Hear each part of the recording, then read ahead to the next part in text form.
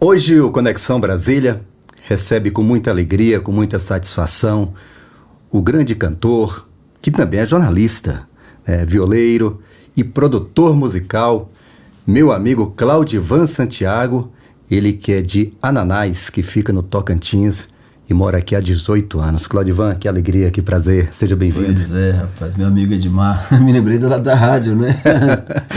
A gente fez um bate-papo muito gostoso na rádio. Na Rádio Planalto, né? Que a gente apresentava Planalto, o show da noite, né? Rapaz, que bom, audiência enorme. É, verdade. Bom demais bater um papo com você e falar com o pessoal que acompanha, que são fãs do seu trabalho, que são muitos, né? Muito bom isso. Muito obrigado.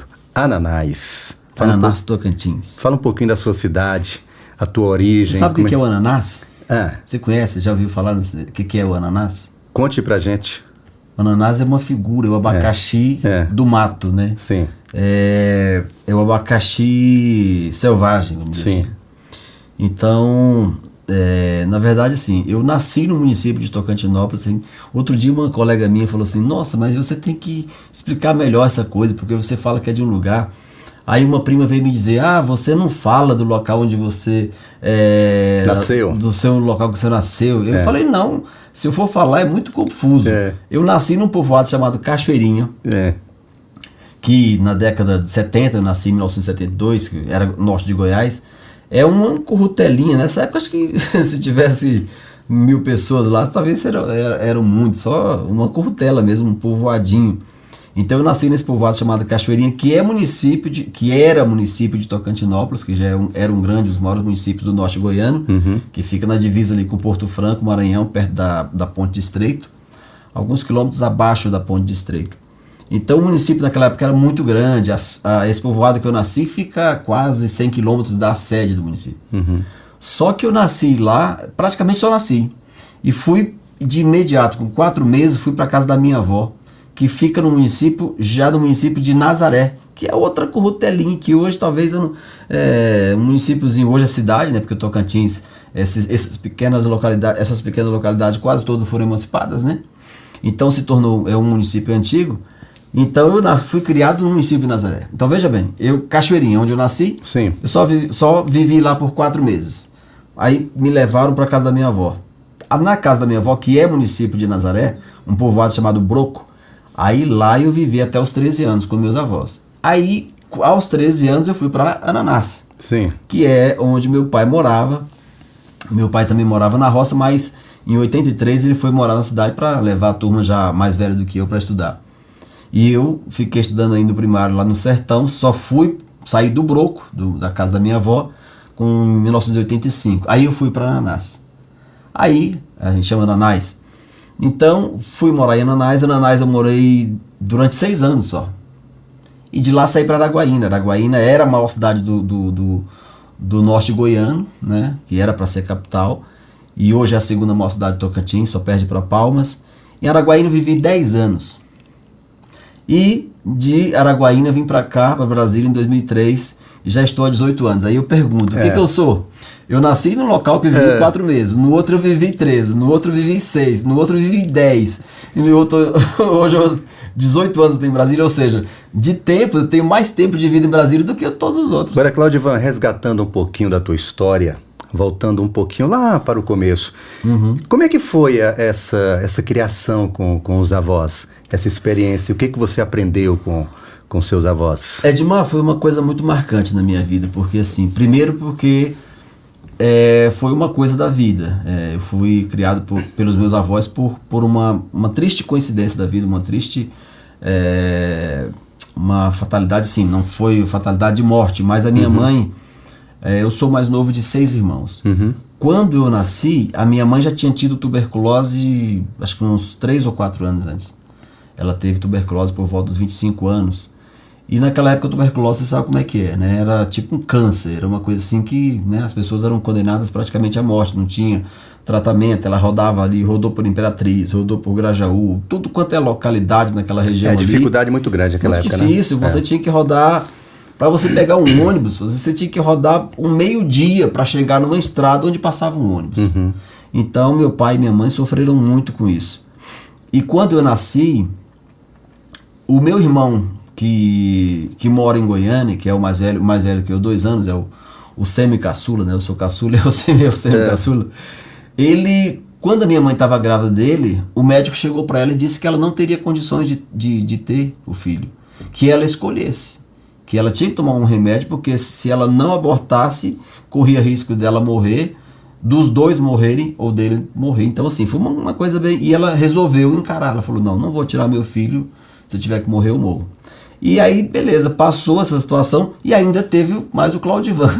E teve o filho com muita saúde, né? Teve, meu filho. Aí que entra a proteção divina. Proteção divina, porque imagina, eu nasci de uma mãe doente, né? Porque minha mãe já vinha doente, né? Minha mãe, quer dizer, ela engravidou de mim doente, de tuberculose.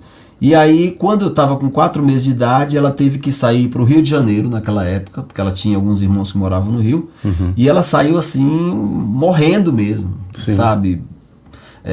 Quer dizer, você não tinha nem noção, era uma criança, não, né? Eu não tinha noção. Eu fiquei na casa de uma tia, que era a tia Ângela, que já faleceu. A família da minha mãe é do Ceará, da região, da sua família, né? Do nosso Ceará. Cearense, a minha mãe nasceu em Ipueiras. Ipueiras, pertinho de Crateús. Pertinho de Sobral, de Crateús. É isso. E aí, então, os familiares da parte da minha mãe, todos do Ceará. E essa tia Ângela, a mãe da minha mãe, minha avó, a gente chamava de vó Bizé, minha avó chama Maria José, ela morreu muito cedo, ela morreu com menos de 50 anos. E acho que morreu de tuberculose também. E morreu de tristeza, um monte de coisa. E minha mãe veio pro norte de Goiânia com 9 anos de idade. Então minha mãe foi órfã muito cedo. E essa tia Ângela foi que praticamente terminou de criá-la. Minha mãe tinha ela como uma mãe praticamente, uma segunda mãe. E aí minha mãe adoeceu lá nesse povoado na Cachoeirinha, onde minha tia Ângela também morava, e olha, Ângela, tô nessa situação, você vai criar esse menino aqui, cuida do Claudivan. Aí foi umas tristezas, sabe, Edmar, porque cada um dos irmãos ficou assim, tudo espalhado. Ou seja, não conviveram, né? Não, convivemos, assim, digo, enquanto minha mãe estava para lá, todo mundo ficou espalhado. Sim. Eu fui para casa da minha avó, o outro foi para casa da madrinha. Não tinha aquele contato diário, né? Não, todo mundo era criança, tudo era pensado, tudo meninada. Então, meu pai tocava festa, meu pai vivia no mundo tocando baile para ganhar alguma coisa. Aí depois você entra, depois você vai contar essa história, porque... Depois... Então ficou todo mundo espalhado, um para casa de um tio, outro para casa do outro tio, do lado do pai, outro para... E aí eu fiquei com minha tia Ângela. A tia Ângela, ela tinha uma, não sei se ela pagava promessa, ela tinha todos os anos uma viagem que ela não deixava de fazer essa viagem para o Ceará. E aí, logo depois que a minha mãe saiu, ela foi cumprir essa viagem. E ela me entregou para uma comadre dela, para minha comadre me entregar para minha avó Mariquinha, que morava distante de lá, 70 e tantos quilômetros. Então veja bem, olha só, a minha mãe viaja quase morta, eu fico ali, uma criança de 4 meses, ela me manda por uma estranha, porque era uma estranha, não era nem parente nossa. Eu digo assim, é como se você pegasse uma caixa de sapatos, fulano, leva essa caixa de sapato lá e entrega pro fulano e tal. Durante muito tempo eu fiquei muito chateado com essa história, assim, eu era muito chateado com ela, mas depois eu superei isso, graças a Deus. Aí eu fui morar com a minha avó, então quando a minha mãe voltou, eu não me acostumei com a minha mãe. Sim. E nem a minha avó se acostumou sem mim. Então eu fui morar na casa dos meus pais, meu pai, ele já morava em Tocantinópolis, e na cidade, né? E aí eu fui pra lá. Então, aí eu não comia, eu ficava tipo aquele menino, a gente fala de menino enjeitado, né? Bezerro enjeitado, né? Fica lá naquela manha, não come, não nada, não fala com ninguém. E assim, Claudivan, foi uma infância difícil, muito difícil? Começou de uma forma difícil, né? Mas assim, quando eu fui morar com meus avós, eu morei com meus avós. E assim, eu tive uma infância muito boa, porque assim, eu fui criado na roça. Brincava. Subia com liberdade. Subia na árvore lá como é que os pés de manga, pegar de goiaba, tirar abacuri, tirar jussara, que a gente chama açaí, né? A gente tem o açaí de jussara que é muito alto. Eu era especialista em subir para arrancar a caixa de jussara. Tem rio lá também? Tomava tem banho uns no rio rios, corre lá tem um rio chamado Broco, tem outros rios na região, o Rio Piaçaba, tem o Riacho do Meio, o Rio Piranhas, tem vários assim, rios médios, não são rios grandes. Mas... E tem o Rio Tocantins, que fica por um lado do Maranhão, e Rio Araguaia para outra banda, né? Sim. Mais uns 120 quilômetros a gente está do Rio Araguaia. Então assim, foi uma criação muito bacana. Aí quando a minha mãe percebeu que eu estava nessa situação, e minha mãe e a minha avó lá na roça também chorando dia e noite, porque ela me criou como filho, né? Com quase 3 anos, de repente aí E aí meu pai falou, Rosa, essa situação tá difícil, então como é que a gente faz? Então vamos pegar o Claudivan e deixar que a mamãe crie? E aí foi essa situação, ela concordou e eu fui criado. Mas aí depois a minha mãe saiu da cidade e foi para lá, para a roça também. Eles moravam perto. Então assim, eu tive a bênção de ser criado com as duas mães perto. Sim. A casa da minha mãe ficava uns 2, 3 quilômetros da casa da minha avó, que a casa da minha avó é mais isolada do povoado. Mas então eu estava sempre lá com os meninos, era aquela coisa, eles estavam dormindo cá, eu dormia lá, brincava para cá, estudávamos juntos, era assim, foi criado tudo junto. Tá. Normalmente, gente, o jornalista, ele tem uma boa memória. Normalmente. Agora eu vou puxar um pouquinho aqui da tua memória. Como é que você ingressou no estudo? Né? Como é que você iniciou a primeira escola? Consegue lembrar quem foi a tua primeira professora? Em detalhes. Eu tenho uma memória muito boa, graças a Deus. É o seguinte, eu fui criado pela minha avó, Mariquinha. Minha avó era analfabeta, mas uma pessoa muito inteligente. Minha avó era uma pessoa muito decidida, ela fazia os negócios dela, ela sabia fazer, ela sabia comprar, ela decorou a forma de assinar o nome. Olha que legal. Ela decorou, então ela só fazia o nome assim, porque ela aprendeu, ela decorou. E o meu avô era um negro piauiense, descendente de escravos. Meu avô viajou 9 estados brasileiros, a pé. A pé? Meu avô nasceu em 1897. Ele saiu da casa dos pais dele no interior do Piauí com 14 anos de idade, junto com o irmão dele, o tio Feliciano, que eu conheci, que tinha 16, e eles nunca mais pisaram lá. E qual é o objetivo dessa viagem? Não, eles saíram pro mundão, nunca mais voltaram. Nós, a família todinha dele, ninguém sabe nada. Não tem um destino? Não. O Piauí certamente é cheio de gente da família nossa do Santiago, e nós não conhecemos nada. E a tua escola? E aí meu avô, como eu te falei, eu fui criado com o meu avô, e meu avô era intelectual. Meu avô nunca teve um dia de aula e era um cara que sabia história do mundo, era um rezador de primeira, como se fosse um médico do sertão, né? Muita gente chamava de feiticeiro, né? Esse velho é feiticeiro, que curava dor de barriga, dor de dente, espírito, a pessoa estava espiritada, como a gente fala. Mas assim, como a minha mãe morava por perto, a minha mãe colocou os irmãos todos. Quando chegou a minha hora, eu entrei ainda muito atrasado, porque quando eu fui estudar eu já tinha 10 anos de idade. 10 anos. Quer dizer, não era 10, eu tinha 8 na verdade. E a minha avó não queria. Minha avó dizia, não, meu filho está muito novo para estudar. Minha mãe disse, não, ele não vai ficar burro não, vai ter que estudar, vai ter que ir para a escola. E a gente tinha uma escola que ficava a 7 km de distância. E a pé? A pé, todo dia. Todo saía de madrugada, cada um com... A gente pegava aquele saco de açúcar, né? Sim. Cristal açúcar. Colocava o material. Pegava as revistinhas Caminho Suave e tal, botava ali e botava debaixo do braço, vestia aquela fardinha branquinha, né? Era militar, né? Regime militar. E a gente tinha um professor maravilhoso chamado José Martins da Silva. Professor maravilhoso. Hoje ele vive em Tocantinópolis, ele virou depois funcionário da antiga Sucam, hoje Funasa, né? Mas foi um cara assim que ensinava de tudo. Então o meu primário todo foi com ele. Só o último ano que a gente teve uma mudança da professora, que foi a minha professora Lucidalva. Lucidalva Cardoso Costa, maravilhosa. Maravilha. Quando eu falo, minha gente, que o jornalista tem a memória boa, memória de elefante, não é à toa. A gente trabalha com dados, com informações, né? A gente verdade. E aí eu estudei até a 4ª série lá na roça, a gente viajava 7 quilômetros todo dia. Era uma lida. Uma luta, né? Pegava chuva. E que, de certa forma, muito gratificante, né? Rapaz, a gente é bom. Um aprendizado, né? Aprendizado. Quando a gente voltava da escola, a gente voltava brincando com os meninos, jogando pedra no meio da rua, aí da estrada, e depois a gente tinha um local lá que a gente banhava, um banho muito bom chamado Cia. Que a gente na beira da estrada, a gente banhava, a gente brincava com a meninada, depois entrava no meio do chapadeiro, catava piqui, catava puçá, catava todas aquelas coisas do cerrado, né?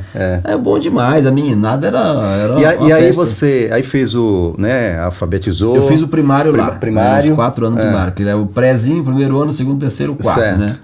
E aí em 84 eu terminei, e em 1985 foi quando eu mudei para Ananás para morar com meus pais. E aí você fez lá o 2º grau, né? Foi, eu fiz lá, entrei na 5ª série até o ensino médio. Eu fiz técnico de contabilidade, terminei em 91. 91.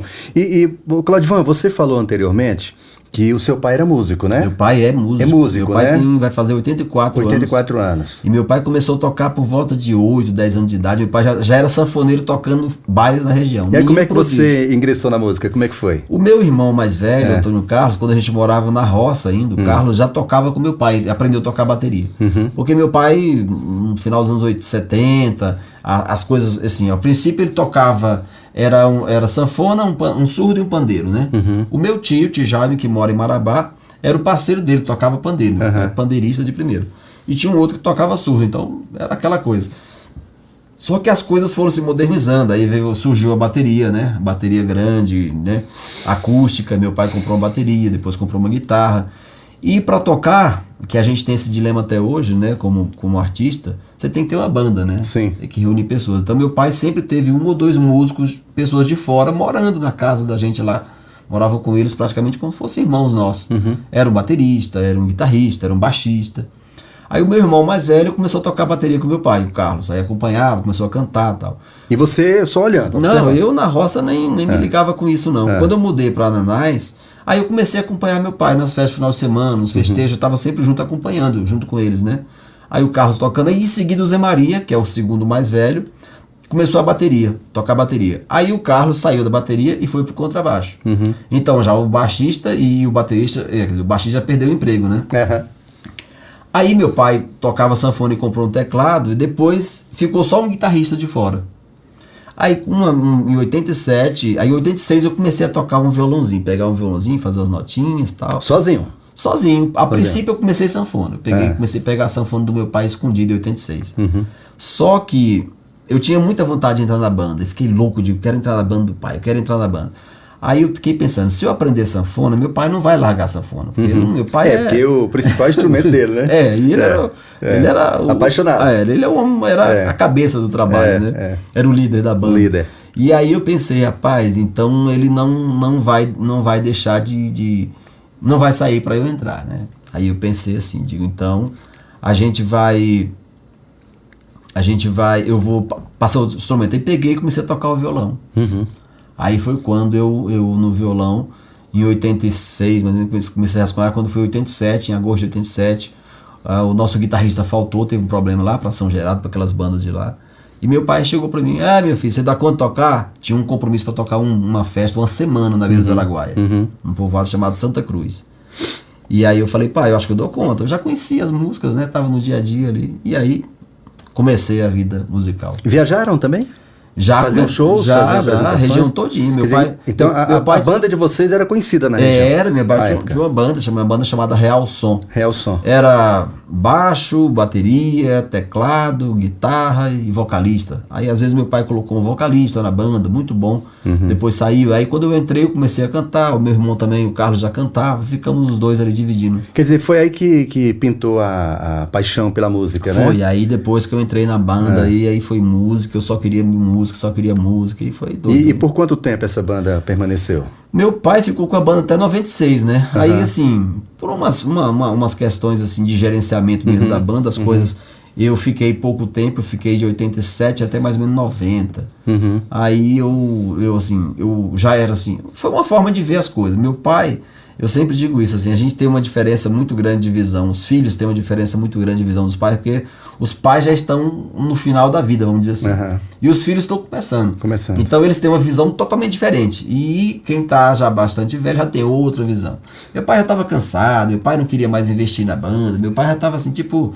Olha, é isso aí mesmo, daqui a um tempo eu paro. E você não teve interesse de pegar esse comando? Não, a gente queria tocar, mas meu pai, ele era muito, meu pai era muito daqueles assim que... Sistemático, do jeito dele, e as rédeas do jeito dele, ele não abria assim pra gente dizer, não, meus filhos, tomem conta vocês, agora eu vou ficar aqui nos bastidores, não.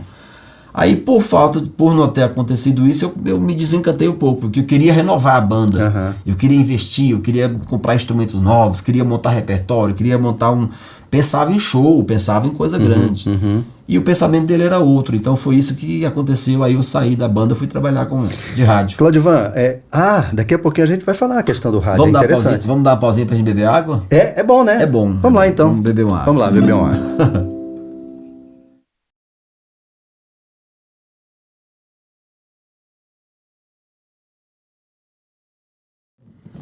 Bom, já bebemos aquela água, né? Molhamos aqui as cordas vocais, né, Claudivan? É verdade. Antes de entrar na questão do rádio, né, que você falou que ingressou no rádio, e aí que depois entra também a questão de você seguir, né, o caminho do jornalismo. Uhum. Nesse período que você tocou na banda da família, do pai, você encontrou alguém que até hoje você é grato? Rapaz, assim, você fala na questão da música? Sim, pessoas que te ajudaram, pessoas que te incentivaram, pessoas que cooperaram naquele momento até de dificuldade. Nesses momentos, a gente sempre encontra alguém que, né, que... que pelo menos traz a palavra, né? Traz uma palavra, ajuda, né?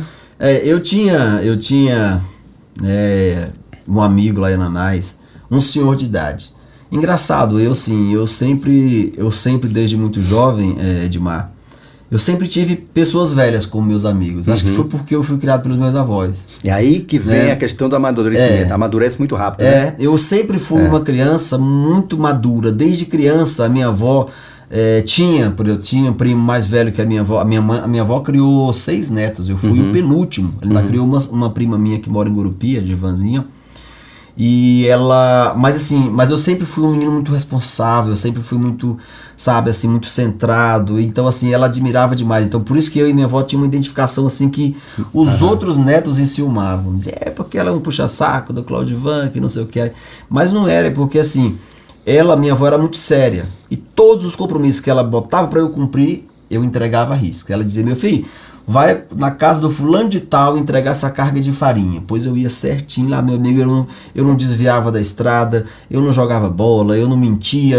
Então, assim, e meu primo tinha esse péssimo hábito de mentir, que era esse rapaz, o Geraldo, até faleceu, filho do irmão do meu pai. Então ela tinha raiva disso, ela não gostava de mentira, minha avó odiava mentira.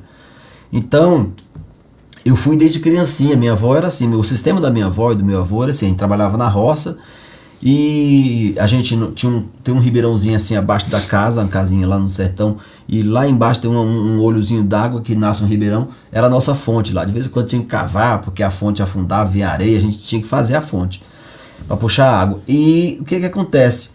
A minha avó, ela não deixava, não tinha essa de menino pequeno, maior, grande. Todo mundo tinha que ter responsabilidade. Te deixou a partir daí muito responsável, Sim, né? Se a gente fosse pra Ribeirão... Te tornou responsável. Tinha que levar uma cabacinha desse tamanho. Não podia uma cabaça grande, pegava uma cabacinha e trazia de água. Então, assim, a gente foi acostumado com responsabilidade. Muito bom. Agora você falou da pessoa, uma pessoa que me ajudou bastante, assim, que sempre... me ajudou muito na música, é o seu Ferreirinha, lá em Ananás. Ferreirinha é um velho engraçado, ele tem uma perninha, daquela perninha de quem teve paralisia, né? E ele tem uma dama, era o ponto de encontro da turma lá de Ananás, ficar jogando dama, ficar brincando, e ele gostava, né? Eu acho que ele, não sei se ele faleceu ainda, ele estava muito doente, teve derrame, não conhecia mais ninguém. E ele sempre tinha um violão, e ele gostava de tocar muito chorinho. Valdir Azevedo, Noca do Acordeon, não sei o que. Eu comecei a conhecer essas coisas com ele. Eu ia pra lá e ele começava, de repente, ele puxava ali o delicado, puxava o negócio. Meu pai também tocava muito. E aí, quando eu ia pra lá, rapaz, ele falava, meu filho, mas você toca muito, rapaz, você tá aprendendo muito. E ele falava sempre essas coisas, assim. Rapaz, esse negócio assim. Então, ele sempre me dava esse tipo pra frente, assim, né? Uma pessoa incentivo, né? Uma pessoa que, nessa época, era o meu contato maior, fora de dentro de casa, era o seu Ferreirinho, a pessoa que estava ali dentro. Porque meu pai era assim muito fechado, meu pai nunca pegou, meu filho, eu vou te ensinar aqui essa coisa. Não, meu pai deixou e cada um se aprendeu sozinho, se vira, olhando. Agora, vamos falar da nossa paixão. Eu falo da nossa paixão porque eu também sou apaixonado pelo rádio, né? A minha trajetória também no jornalismo começou a partir do rádio. Foi onde tudo começou. Também para ti não foi diferente, né, Claudivan? Não, eu tava em Ananás, acho que foi em 1989. O prefeito da época, muito amigo meu, Dr. Onofre, juntamente com o Dr. Horácio, um advogado, que era procurador jurídico da Câmara Municipal, eles tinham ganhado a prefeitura em 88 e instalaram uma rádio comunitária. Comunitária não, naquela época era pirata, né? Não existia a figura da rádio comunitária, né? Na ordem jurídica brasileira. Ou era comercial regularizado, ou então era pirata. Clandestino. Então eles, na região tinha, né? Lá perto de Xambioá tinha umas rádios, então assim, onde a polícia não chegava, os caras, até a polícia carregar o transmissor, a coisa funcionava. E aí, Quando instalou a rádio, eu fiquei louco para entrar na rádio, mas não deu certo. Um tempo depois, uma vez lá um locutor à noite, estava no horário da noite, o locutor bebeu muito e perdeu o horário, caiu no chão de bêbado. O disco, a gente tinha aqueles 2 toca-discos na rádio, vinil. Né? Vinilzão, né? LPzão. Chegou no final, rodou todinho, quando chegou, ficou só aquele chiado, só. E a agulha voltava. E o povo ouviu, todo mundo ligado, a cidade ligada. E aí correram lá, foram lá, tiveram que quebrar a porta para tirar o cara. Ele tava bêbado total. Aí o dono, o Dr. Horácio, no dia seguinte me chamou, falou: Cláudio, você não quer vir assumir aqui a rádio à noite e tal? Nossa, era a minha paixão. Só que eu estudava à noite. E aí nenhum do pessoal locutor quis assumir, fazer a troca, né? Eu falei: Dr. Horácio, se alguém trocar comigo, eu trabalho de manhã, eu trabalho à tarde, porque eu estudo à noite. Mas ninguém quis. Aí ele me perguntou: você não tem alguém na sua casa, algum dos seus irmãos, que a gente tocava, mexia com banda, né? Todo mundo conhecia, e você faz comunicação também na música, né? Sim, Tá? claro. E aí eu falei: tem meu irmão mais velho. Eu corri lá, chamei meu irmão mais velho, o Carlos, e o Carlos virou o locutor da rádio. Cid Araújo, aí botaram o nome, batizaram de Cid Araújo. Era nome artístico, né? Nome artístico. Nome artístico. E eu só fui entrar na rádio já bem mais tarde, já foi acho que no início de 1990, já surgiu um horário de madrugada lá. Aí um dia me perguntaram: uma vez surgiu um horário de madrugada, 5 da manhã, para botar a rádio no ar. Você quer? Aquele horário sertanejo. Aí eu falei: não, quero. Que aliás é um horário muito bom, de muita audiência, né? Muita audiência. Aí assim, aí eu pegava, a gente morava lá na ponta da rua, eu pegava uma bicicletinha, montava na minha bicicleta, chegava lá, ligava o transmissor e começava a fazer aquela programação. E assim, cheio de alegria, né? Cheio de alegria, e até às 8 da manhã. Aí eu sempre fui muito exigente, eu cheguei na rádio, tava tudo bagunçado, eu comecei a organizar os discos, comecei a limpar as coisas e tal. Aí o Dr. Horácio, que era o dono, chegou um dia pro pessoal, viu, falou assim: pessoal, acho que é bom a gente escolher um coordenador aqui pra rádio, né? Porque não tem coordenador, não tem ninguém responsável. Aí fizemos uma eleição. Aí você ganhou. A única eleição que eu já participei da vida. Aí eu fui eleito coordenador da rádio. E acho que foi no final dos anos 90, foi no final de 1990. Permaneceu por quanto tempo lá? Eu fiquei acho que quase um ano. Fazia bate-bola de entrevista de rádio, de programa de futebol com um amigo meu, Orlando. A gente fazia entrevista ao vivo, trazia personalidade, trazia vereador, trazia gente, fazia uma coisa bem bacana. Eu estava organizando voltado para a região, né? Voltado para a cidade. Para a região. Aí de repente um dia a Polícia Federal, eita. O Dentel, lembra do Dentel? Dentel, sim. Hoje é a Anatel, né? Naquela época era o Dentel, o Departamento Nacional de Telecomunicações. Foi lá, fechou a rádio. Me chamaram na delegacia para depor. Eu falei: não tem nada a ver com isso, eu só sou o coordenador aí. Mas acabou. Aí acabou a rádio. Hoje tem uma rádio, já tinha na época uma segunda rádio, que é do nosso amigo lá do ex-prefeito também, do Wilson Saraiva. Essa é muito boa. É uma rádio comunitária, Rádio Cidade FM, maravilhosa. Bons locutores, um trabalho fantástico, muito boa. Bem servida de rádio lá. Claudivan, antes da gente falar um pouquinho como é que você ingressou no jornalismo, profissional, antes da gente começar esse bate-papo, você tocava aqui uma música que me chamou a atenção. A gente tem que ficar atento, né? Tem que ficar atento.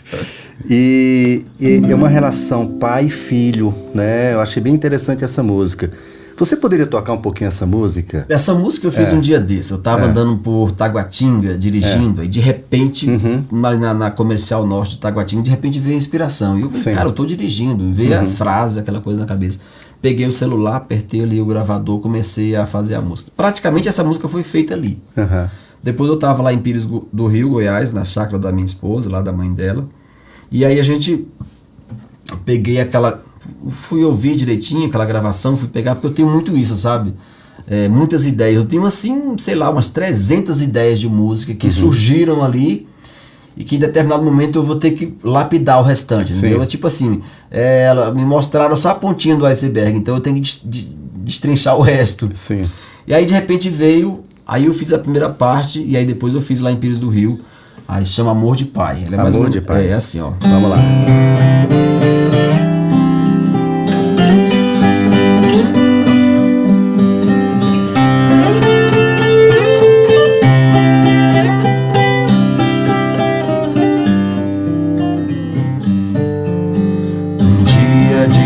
Cedo, meu filho veio falar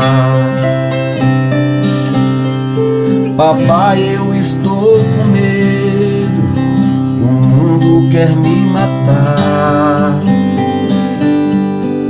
São tantas histórias tristes, são tantas decepções. Papai, eu estou com medo das minhas desilusões.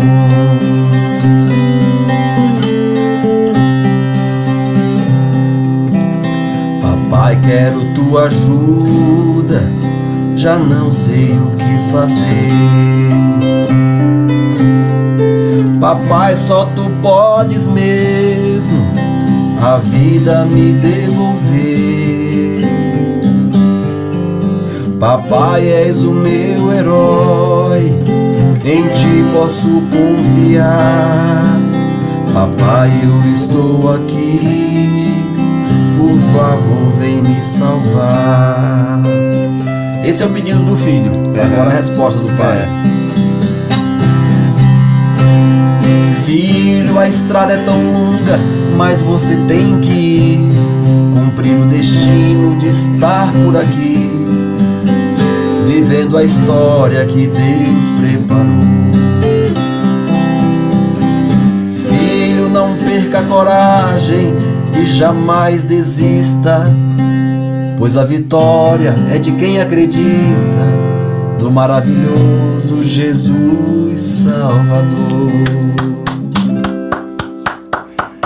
Maravilha. Essa é uma daquelas músicas assim que só Deus, né? Espetacular. Uma poesia, né? Eu antes de divulgar essa música, eu até apreciei essa música, a divulgação, porque eu mostrei para algumas pessoas e as pessoas, os caras choraram assim, falou, cara, Claudivan, que música é essa? Eu chorei com essa música.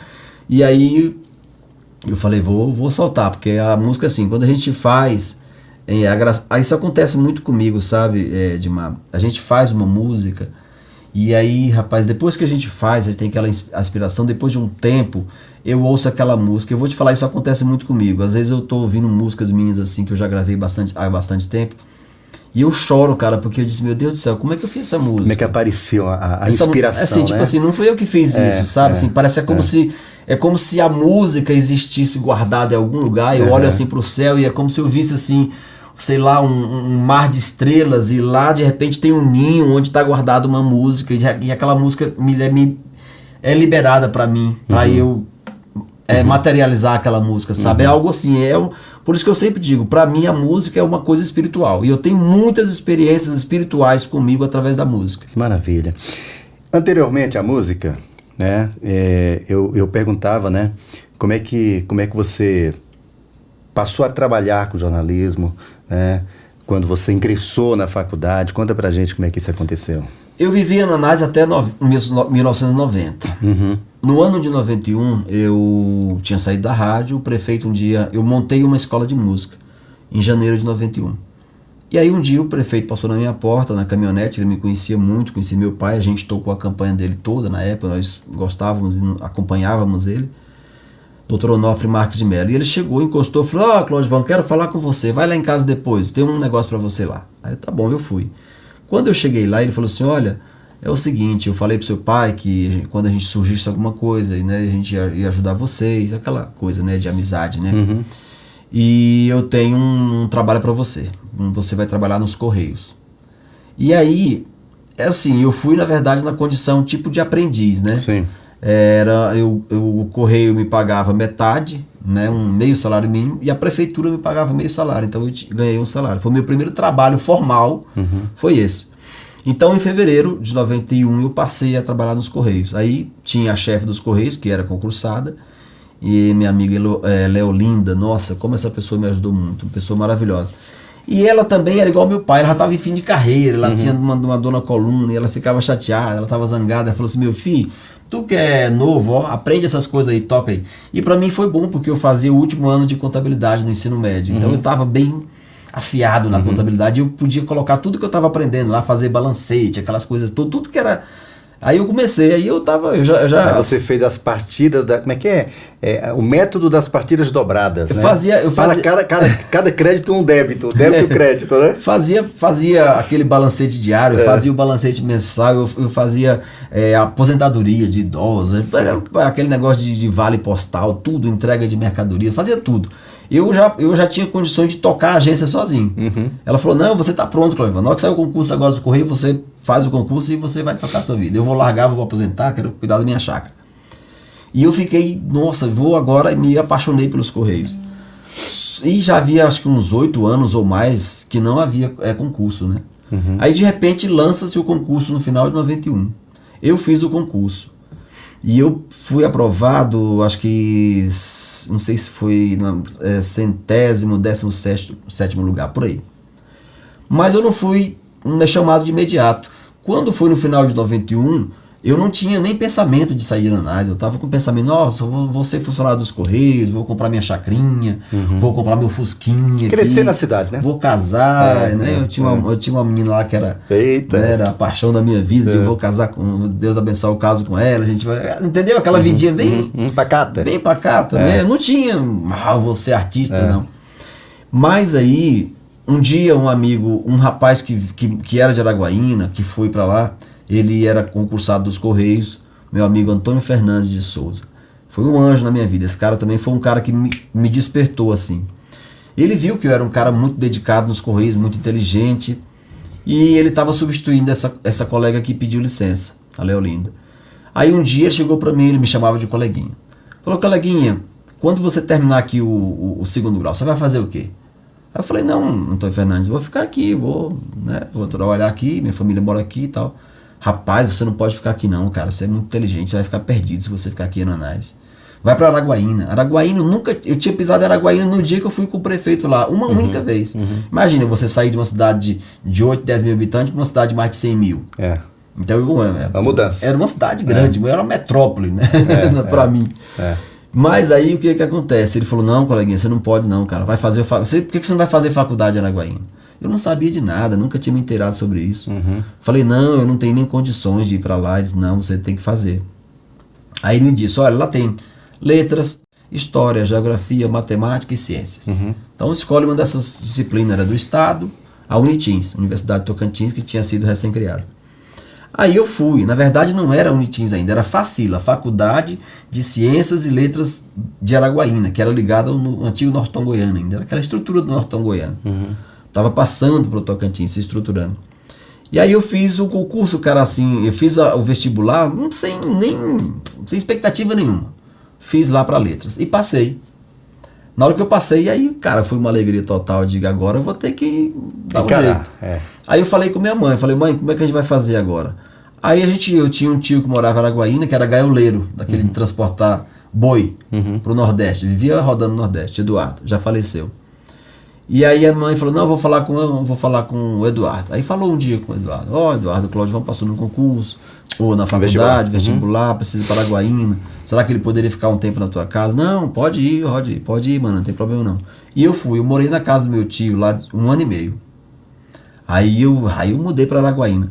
Mas era uma situação tão difícil, cara, porque minha mãe, meu pai, minha mãe não era aposentada, minha mãe era do lar, minha mãe sempre vendia essas coisas da Avon, faz uma roupinha, faz uma costura para ganhar o dinheirinho dela, e meu pai tocando nas festinhas por ali. Então assim, era uma vida muito humilde mesmo, muito difícil. Para eu ir para lá, por exemplo, não tinha estrutura para eles me bancarem, não tinha como eles me bancarem.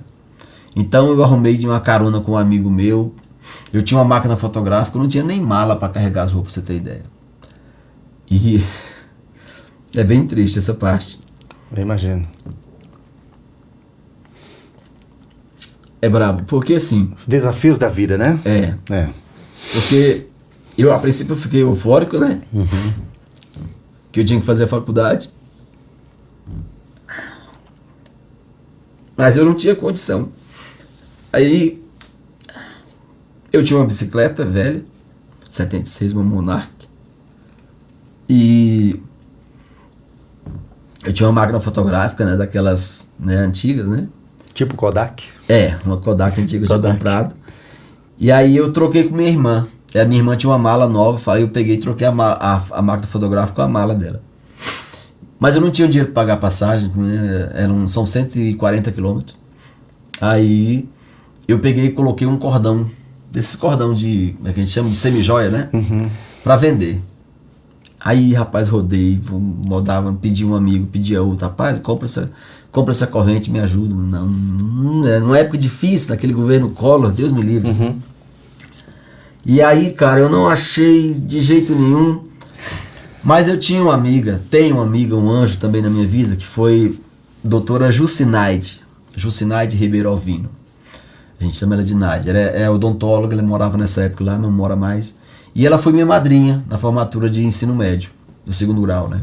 Aí eu fui até ela, porque fui professor de violão dela também, e conhecia o pessoal dela, gostava muito de mim. Pedi pra ela ver se ela conseguia, se ela me emprestava um dinheiro. E ela pegou, fez um cheque pra mim, ó, tá aqui um cheque pra você, você leva, isso aqui você não precisa nem me pagar. Rapaz, aí eu deixei minha bicicleta pro meu irmão vender, aí eu peguei uma carona com esse Dr. Horácio, que era o dono da rádio. Então eu fui pra Araguaína de carona. Aí o pessoal falou assim, muita gente fala assim, mas você foi, como você diz, arrastando a cachorrinha. Eu digo, não, eu fui arrastado pela cachorrinha. E aí cheguei a Araguaína, fui morar na casa dos meus tios, uma dificuldade danada, uma época difícil, sem emprego, eu não conhecia ninguém, metia a cara na cidade, eu saía igual doido, eu tomava banho de manhã, estudava na faculdade à noite. E saía batendo de porta em porta, me apresentando, olha, eu sou assim, sou fulano de tal, quero um emprego, até quando um cidadão lá do seu Florencio Machado, dono de um escritório de contabilidade, me arrumou um emprego num escritório de fazenda. Meu primeiro trabalho mesmo em Araguaína era de auxiliar de escritório, eu cuidava do escritório de fazenda. E o meu trabalho lá, sabe qual era? O meu primeiro trabalho todo dia era pegar o rádio amador e fazer a comunicação com as 3 fazendas dele. Que maravilha, que maravilha. Uma na beira do Araguaia, no Tocantins, e 2 no Pará. Rádio amador. Pegava o rádio aqui, apertava, atenção, assédio, chamando fazenda câmbio. Aí o cara dizia, alô, fazenda cristalina. Eu digo, câmbio. E ele ficava passando as notícias. Maravilha, olha, o caminhão tá indo tal dia, aquela coisa. Aí depois disso eu fui trabalhar de porteiro num prédio. E eu comecei a tentar trabalhar na comunicação, mas uma dificuldade, as pessoas não abriam oportunidade para mim. Sabe, aqueles caras, sabe, ficam, em vez de chegar uma pessoa precisando, não, vamos levar... Você via que os caras que estavam dentro da TV, dentro das rádios, o cara ficava, sabe, te boicotando, sabe, assim, pra você, te escanteando, né? Ah, não tem experiência. Né? Que é esse cara? Não tinha medalhão nenhum pra chegar e dizer, não, esse aqui é meu amigo, esse aqui... Não, meu amigo, você não entende como é que é a dificuldade. Mas aí eu tenho uma amiga que eu fiz lá na TV Anhanguera, que é afiliada da Globo. Ela mora hoje em Brasília, o marido dela hoje é deputado federal, Célio Moura, do PT, advogado, classista, uma pessoa muito conhecida lá. E essa pessoa foi a pessoa que me acolheu, assim, que me tratava bem quando eu chegava lá, que eu tentei várias vezes. E um dia eu cheguei lá em 93, assim, até sem nada, agosto de 93, quando de repente ela disse, olha, tem um jornalista novo aí, um repórter, vá falar com ele, um rapaz de Pernambuco. E aí eu fui falar com ele, e ele falou assim, você é o Claudivan Santiago, rapaz, eu estou precisando de uma pessoa para me auxiliar aqui, me ajudar a escrever, porque ele escrevia matéria impressa para o jornal impresso, o Jornal Tocantins, que era feito em Goiânia, e fazia também reportagem para a TV. Aí ele falou, você quer fazer um estágio aqui, Claudivan? Quero, para a TV. Aí eu entrei como repórter, como estagiário de repórter. Produtor, né? Não, é estagiário mesmo. E aprendendo a escrever para o jornal impresso. Sim. E ele começou já me pagando um salário mínimo do bolso dele, não era assinado a carteira. E aí eu já saí lá do prédio onde eu trabalhava de porteiro. E aí foi quando aí começou a minha vida de fato. O triste fato que eu tive recentemente, que esse amigo meu, que é um amigo assim de 50 e poucos anos, ele não tinha 60 anos, morreu agora de Covid lá em Pernambuco. Meu Deus. A gente estava se falando recentemente, um cara maravilhoso, uma pessoa assim que dentro da comunicação foi um pai para mim, sabe? Foi um cara que me deu a mão, um cara que nunca tinha me visto, cara. Eu dou muito valor a essas pessoas. Sempre você encontra as pessoas do bem, né? Um cara que nunca tinha me visto. Chegou assim, e como eu te falei, são tempos muito difíceis, cara, que a gente passa. Eu era assim, eu morava na kitnetzinha, eu pagava, tinha que lavar minha roupa, tinha que fazer comida, sabe? Tinha que rodar a pé no sol quente, assim, de noite, assim. Graças a Deus, assim, foi um tempo de dificuldade, mas também que torna a gente mais forte. Claro, né? Claro. Claudivan, e hoje você é um violeiro conceituado em todo o Brasil. já teve a oportunidade de tocar para muita gente importante da música brasileira e hoje você consegue conciliar, né, o jornalismo, a música. Como é que está sendo isso? Edmar, porque é o seguinte, quando eu fui fazer faculdade, eu não queria largar a música. Eu tinha levado uma guitarra, então nos finais de semana eu pegava essa guitarra, juntava com uns amigos de uma dupla sertaneja e ia tocar para ganhar um troco, né? Aí de repente eu cheguei em 94, recebi um convite de uma banda de pagode, eu fui tocar violão na banda de pagode. Aí o trabalho ficou meio pesado com a comunicação, ficou meio... Porque eu era repórter do jornal impresso, Jornal Tocantins, e ao mesmo tempo eu era repórter de TV também em outras emissoras. Trabalhei na SBT, na Band, trabalhei na CNT, trabalhei praticamente em todas. E fazia uns freela lá, umas coisas. Aí foi, eu larguei a banda, fiquei lá. Quando foi no final de 96, eu mudei para Palmas, pedi minha transferência, eu tinha terminado a faculdade de letras, queria fazer faculdade de comunicação, queria crescer. Aí eu fui para Palmas, mas aí eu percebi assim uma política muito complicada dentro da empresa, o salário era baixo e aquela coisa, e eu tava meio chateado com umas questões pessoais também, assim, e eu queria me dedicar à música. Aí o cara da banda que eu tocava, eles tinham transformado a banda numa banda de axé, chegou de novo pra mim em 96, falou, bicho, volta pra banda, cara, a banda tá bombando, a gente tá com um projeto bom, a gente vai fazer uma temporada no Japão. Aí a gente fazia a abertura pra Ivete Sangalo, naquele tempo tava saindo da banda Eva, né? A gente tava naquele circuito, com Netinho, Araqueto, aquela turma toda. A banda época boa, hein? Época boa. Foi, a gente fazia show, fizemos show pra 30 mil pessoas em Palmas. Mas aí eu larguei o jornalismo, voltei pra Araguaína. Só pra banda. Quando eu cheguei em Araguaína, no final de 96, no início de 97, eu estava em casa dormindo, quando um amigo meu, batendo na porta, falou, cara, eu quero que você vá para a prefeitura trabalhar comigo lá. Ele tinha um jornalista muito conhecido lá, o Antônio Rezende, o prefeito dele tinha ganhado a prefeitura e ele era o assessor de imprensa, e ele queria que eu fosse trabalhar com ele. Falei, não, moço, eu não quero comunicação não, vou mexer só com música. Não, mas eu quero que você vá, você é um bom profissional e não sei o quê. Insistiu. Eu falei, não vou, mas eu vou pensar. Não, mas pensa aí. Aí eu fui fazer uma contraproposta para ele. Eu falei assim, eu vou desde que eu trabalho meio período só. Porque eu vou viajar final de semana, eu chego segunda, você segura as pontas. E aí eu fui.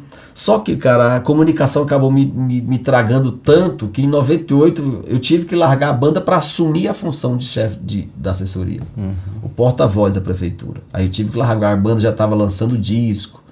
Eu coloquei 2 músicas minhas como compositor nesse disco. Fiz os arranjos do disco. Mas aí tive que abandonar a banda. Aí fiquei sem música até 2000. Final de 2000 eu estava saindo da banda, eu comprei um violão que está até hoje. Montei um sonzinho, falei, vou voltar pra noite, vou cantar pra noite. Só que eu não cantava. Eu sempre tinha uma pessoa que cantava comigo. Eu tinha complexo com a minha voz. Falei, minha voz é muito ruim, a voz está com a ara rachada, enjoada. As pessoas não vão gostar. Eu tinha vergonha mesmo, eu me envergonhava da minha voz. Só que quando eu fui tocar em 2001, eu tinha uma moça que cantava comigo, eu chamei ela liguei pra ela pra gente fazer um teste lá num restaurante. Um restaurante que tinha lá. E ela pulou lá longe, falou que não ia não. Que não ia não, porque a gente não tinha mais que provar nada pra ninguém, a gente não tinha estágio de ficar fazendo isso, aquilo mais. Aí eu pensei comigo, falei, cara, nós nunca gravamos um disco, nunca fizemos um show, nós não temos uma turnê, nós não temos um disco gravado. Quem somos nós nesse mundo? Cadê a humildade, né? Cadê a humildade? Eu achei uma falta de humildade total. Muita amiga minha, mas pra mim ali acabou. Aquilo foi bom, cara, porque Deus falou comigo naquele momento assim. Eu falei, cara, eu tinha ligado pra ela do meu celular, fiquei ali pensando. Porque ela falou assim de uma forma bem arrogante. Aí eu fiquei pensando comigo mesmo. Falei, cara, eu não vou mais me esconder atrás de ninguém a partir de hoje. Porque é o seguinte, eu não tenho a voz do Roberto Carlos. O Roberto Carlos não tem a minha voz. Entendeu? A voz do Caetano é a dele. Ele não tem a minha voz. Então, assim, eu acho que o diferente sou eu. Eu sou o diferente. Cada um de nós é único. Claro, cada um de nós tem uma voz. Cada um de nós tem um talento. Não tem ninguém que seja que vai ser igual ao Edmar Soares. O que você faz é único, do seu jeito. É a sua digital, é a sua marca.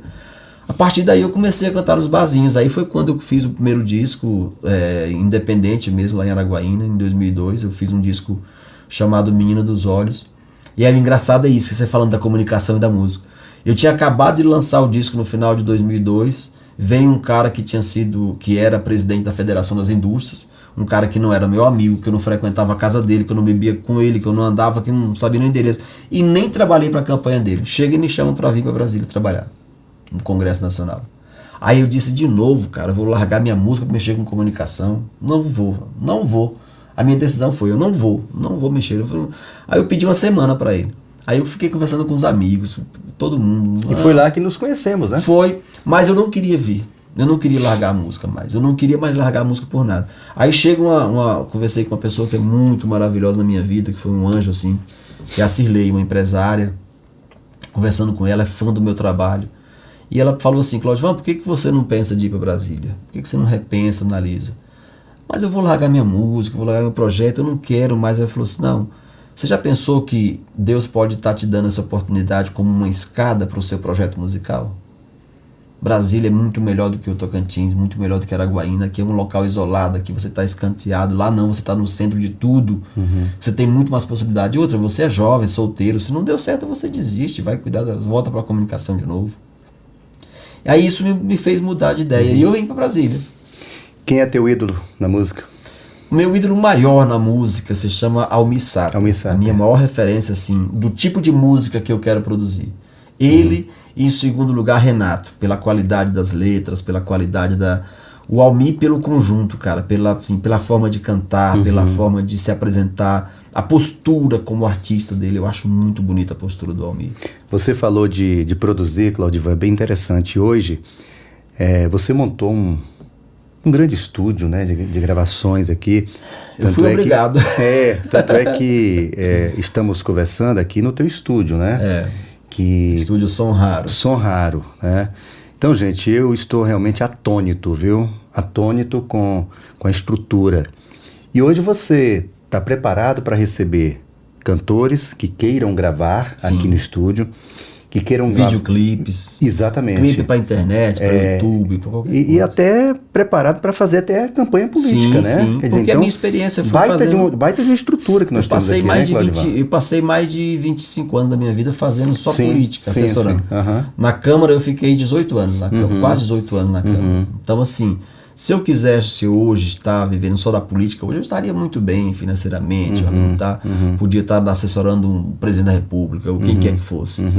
Mas aí você optou em montar o teu próprio estúdio, a própria estrutura, né? Essa é a terceira tentativa que eu faço na vida de me tornar independente. Eu comecei com aquela escolinha de música, lá em Nanás, antes do prefeito me chamar. Quando eu saí da prefeitura em 2000, lá no Tocantins, em Araguaína, eu montei um jornal impresso de 12 páginas. Tipo Trabalheira. Stander, olha só. Trabalheira. Um Stander, você sabe qual é o tamanho, né? Eu tinha que editar, tinha que escrever, eu tinha que criar as colunas, coluna política, coluna cultural, coluna... Moço do céu. E distribuir jornal. E ainda era o fotógrafo. Vender, fotógrafo, editor, tinha que fazer edição gráfica, eu tinha que vender, eu tinha que ir pra gráfica Imperatriz mandar imprimir. Quando chegava no carro, botava um pacote de jornal que saía distribuindo na cidade. Meu Deus. É loucura, assim, mas eu sempre tive essa coragem, assim, eu sempre fui um cara que as pessoas, nossa, como é que você faz isso? Cara, porque Deus me dá uma coragem meio de doido, assim, sabe? E aí eu vim para Brasília, mas quando eu vim para Brasília, toda a vida, tanto que eu nunca priorizei concurso público, eu podia ter feito qualquer concurso público, mas eu sempre tive vontade de trabalhar a minha carreira musical, meus projetos, minhas composições. Você tem uma ideia? Eu já gravei 5 discos de músicas autorais, inéditas. E eu tenho disco, assim, tenho música, Edmar, para mais uns, sei lá, mais uns 10 discos de 10 Quer músicas. dizer, agora você está no caminho, né, Claudivan? Isso é muito importante. Eu estou lutando. Aí, assim, por que eu criei o estúdio? Não foi nem pensando na questão financeira muito, não, mas foi pensando em viabilizar o meu projeto musical. Sim. Porque, por exemplo, eu fui gravar um disco aqui em 2008, o primeiro disco de viola caipira.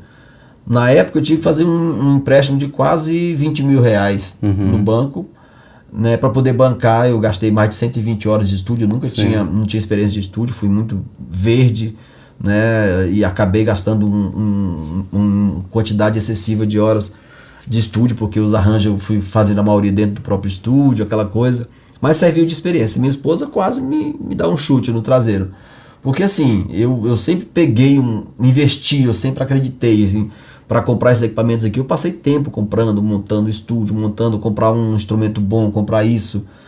Então, assim, não é fácil. Mas, assim, primeiramente pensando em viabilizar o meu projeto. Aí depois passou a ser uma opção de dizer, cara, se eu tenho um estúdio, eu posso fazer trabalho para outras pessoas, claro, e isso me ajuda, claro, no projeto musical, claro, me dá uma... Então hoje eu estou nessa situação.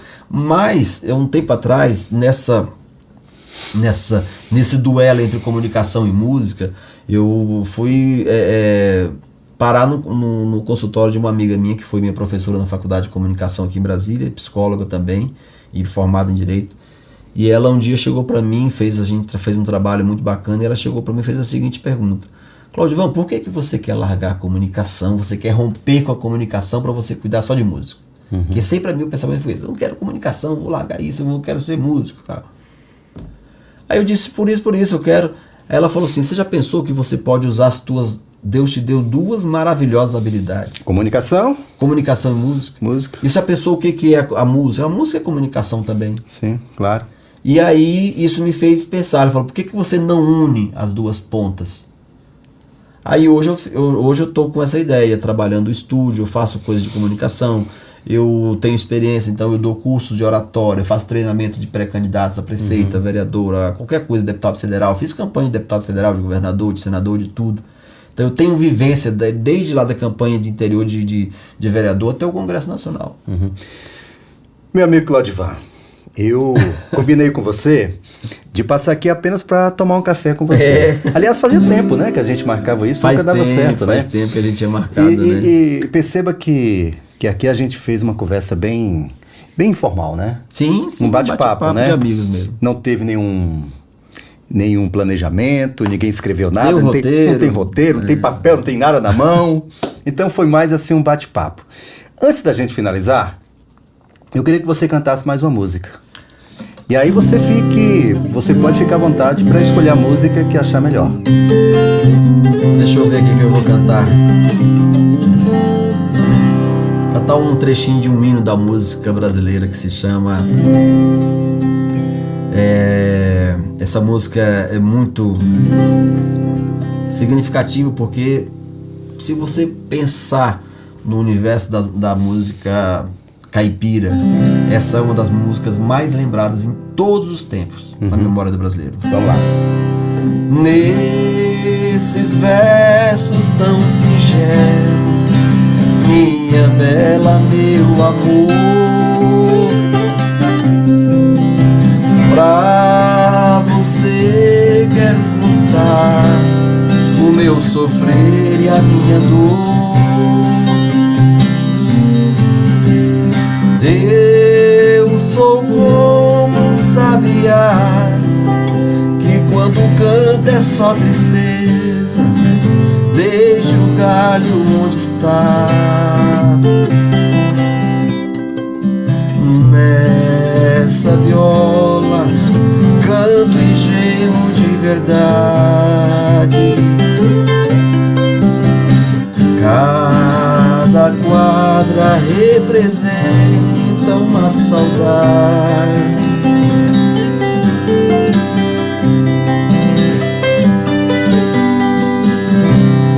Essa parte eu gosto muito, ó.